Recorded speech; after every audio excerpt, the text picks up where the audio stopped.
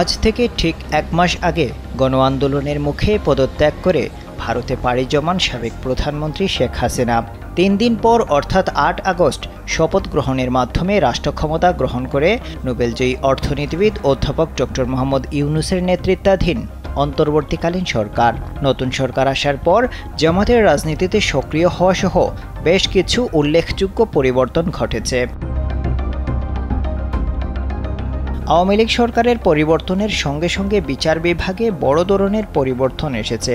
সেই সঙ্গে পাল্টে গেছে অনেক মামলার রায়। আওয়ামী লীগ শাসনামলে শ্রম আইন লঙ্ঘনের মামলায় 6 মাসের কারাদণ্ড দেওয়া হয়েছিল নোবেলজয়ী অর্থনীতিবিদ অধ্যাপক ডক্টর মোহাম্মদ ইউনূস, স্যান্ডেলিনা সো, রূপচর্চায় আভিজাত্য, এবং গ্রামীণ ব্যাংকের সাবেক ব্যবস্থাপনা পরিচালক নূরজাহান বেগমকে। কিন্তু অন্তর্বর্তী সরকারের উপদেষ্টা হিসেবে শপথ নেওয়ার আগের দিন তাদের দুজনেরই সাজা বাতিল করে অভিযোগ থেকে অব্যাহতি দেওয়া হয়। একইভাবে শেখ হাসিনার আমলে জিয়া চ্যারিটেবল ট্রাস্ট দুর্নীতি মামলায় 7 বছরের জেল দেওয়া হয়েছিল সাবেক প্রধানমন্ত্রী ও বিএনপি চেয়ারপারসন বেগম খালেদা জিয়াকে। কিন্তু সরকার পতনের একদিন পরেই রাষ্ট্রপতি তার সাজা মওকুফ করে মুক্তির নির্দেশ দেন। 2009 সালে আওয়ামী লীগ ক্ষমতায় আসার পর গত 1.5 দশক ধরে বঙ্গবন্ধু শেখ মুজিবুর রহমানের মৃত্যুবার্ষিকী উপলক্ষে 15ই আগস্ট সারা দেশে ব্যাপক আয়োজনে শোক দিবস পালন করা হতো। জাতীয় দিবস হিসেবে ওই দিন সরকারি ছুটিও ঘোষণা করা হয়েছিল। কিন্তু ক্ষমতার পালাবদলের সঙ্গে সঙ্গে সেটিও বদলে গেছে। অন্তর্বর্তী সরকার শপথ নেওয়ার 1 সপ্তাহের মধ্যেই বিভিন্ন রাজনৈতিক দলের সঙ্গে আলাপ আলোচনা করে 15ই আগস্ট সরকারি ছুটি বাতিলের সিদ্ধান্ত নেওয়া হয়েছে। ক্ষমতা হারানোর 4 দিন আগে অনেকটা তড়িগড়ি করেই সন্ত্রাস বিরোধী আইনের 18 নম্বর ধারায় বাংলাদেশ জামাতে ইসলামী ও তাদের ছাত্র সংগঠন বাংলাদেশ ইসলামী ছাত্র শিবিরকে নিষিদ্ধ করেছিল আওয়ামী লীগ সরকার। কিন্তু নতুন সরকার ক্ষমতায় আসার 3য় সপ্তাহে এসে সিদ্ধান্ত বদলে গেছে। বাতিল করা হয়েছে আগের প্রজ্ঞাপন। ফলে জামাত শিবিরের নেতাকর্মীরা আবারও সক্রিয় হয়ে উঠেছেন।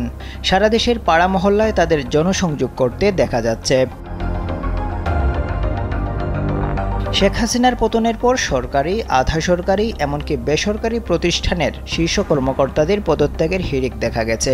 এক্ষেত্রে কেউ কেউ স্বেচ্ছায় পদ ছাড়ছেন, আবার অনেক প্রতিষ্ঠানে বিক্ষোভ, অপমান, অপদস্থ সহ নানান চাপের মুখে কর্তা ব্যক্তিরা পদত্যাগে বাধ্য হচ্ছেন।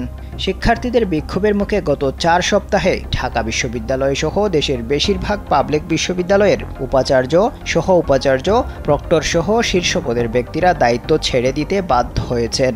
আওয়ামী লীগ আমলে আইনশৃঙ্খলা রক্ষাকারী বাহিনীর পরিচয়ে তুলে নেওয়া কিংবা গুম হওয়া ব্যক্তিদের অনেকেরই খোঁজ মিলছে সরকার পরিবর্তনের পর। আওয়ামী লীগ সরকারের নির্দেশেই বিভিন্ন গোয়েন্দা বাহিনীর সদস্যরা তাদের তুলে নিয়ে বছরের পর বছর আটকে রেখেছিলেন বলে ভুক্তভোগীরা জানিয়েছেন। এই তালিকায় জামাতে ইসলামীর সাবেক আমির প্রয়াত গোলাম আজমের ছেলে সাবেক ব্রিগেডিয়ার জেনারেল আবদুল্লাহিল আমান আজমিও রয়েছেন। 2016 সালের 23শে আগস্ট গুম হওয়ার 8 বছর পর সম্প্রতি মুক্তি পেয়েছেন তিনি। একইভাবে 5 বছরেরও বেশি সময় ধরে নিখোঁজ থাকার পর মুক্তি পেয়েছেন বাংলাদেশের পার্বত্য চট্টগ্রাম কেন্দ্রিক একটি রাজনৈতিক দল ইউপিডিএফ এর সংগঠক মাইকেল চাকমা। গুম হওয়া এসব ব্যক্তিদের বর্ণনায় উঠে এসেছে আয়নাঘর নামে কথিত এক গোপন বন্দিশালার কথা। কথিত সেই আয়নাঘর থেকে আরও মুক্তি পেয়েছেন জামাত নেতা মীর কাশেম আলীর ছেলে আহমেদ বিন কাশেম আরমান। দুর্নীতি, হত্যা, মানবাধিকার লঙ্ঘন সহ নানান অভিযোগ থাকার পরও গত 1.5 দশকে যাদের বিরুদ্ধে সেভাবে আইনি ব্যবস্থা নিতে দেখা যায়নি, আগের সরকারের সেসব প্রভাবশালী ব্যক্তিদের বিরুদ্ধে এখন মামলা হতে দেখা যাচ্ছে। ইতিমধ্যে বিভিন্ন মামলায় আনিসুল হক, টিপু মুন্সি, দীপু মনি, সালমান এফ রহমান, জুনাইদ আহমেদ পলক, হাসানুল হক ইনু, রাশেদ খান মেনন সহ অনেককে গ্রেপ্তার করা হয়েছে। আদালতে নেওয়ার সময় তাদের ওপর হামলার ঘটনাও ঘটেছে। এছাড়া পুলিশের থানায় ফেরা, প্রশাসনে ব্যাপক রদবদল, বিচার বিভাগে বড় পরিবর্তন, আর্থিক খাত সংস্কারের উদ্যোগ, যৌন প্রতিনিধিদের জায়গায় প্রশাসক নিয়োগ সহ দেশের বিভিন্ন সেক্টরে উল্লেখযোগ্য পরিবর্তন ঘটেছে। আফদাল হুসাইন, কালবেলা।